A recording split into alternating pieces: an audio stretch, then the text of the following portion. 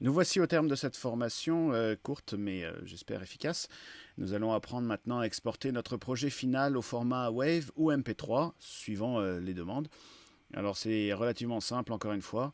Il suffit juste, d'aller dans Fichier, dans Exporter. Et puis vous pouvez exporter en WAV ou en MP3.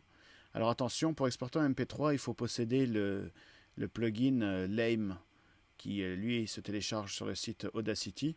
Vous pouvez consulter des tutoriels sur internet qui vous montrent comment le faire. C'est relativement simple, c'est un petit programme à télécharger puis à installer sur son ordinateur pour pouvoir exporter en MP3. Alors moi par exemple je vais l'exporter en MP3. Option en débit constant, 192, canaux stéréo joints, c'est parfait. Donc ça c'est, on va dire que ça c'est le standard pour avoir une bonne qualité sonore avec une perte minimale, quelque chose qui soit quand même bien audible. Le fait que les canaux stéréo soient joints, ça permet d'obtenir un son un peu plus propre.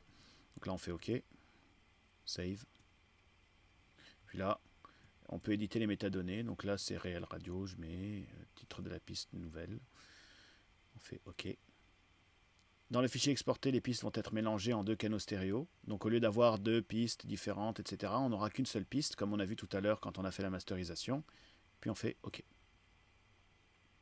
Et là, ça exporte le fichier à 192 kbps.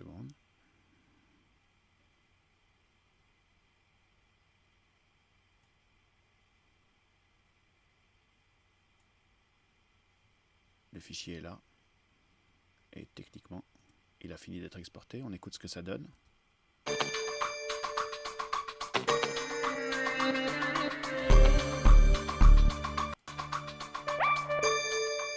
Le décrochage scolaire touche un canal. Et voilà, on a fini d'exporter notre projet. Voilà, j'espère que vous aurez appris à utiliser Audacity dans ses bases, du moins pour l'instant. Si vous avez des questions, n'hésitez pas à demander à vos amis. À bientôt.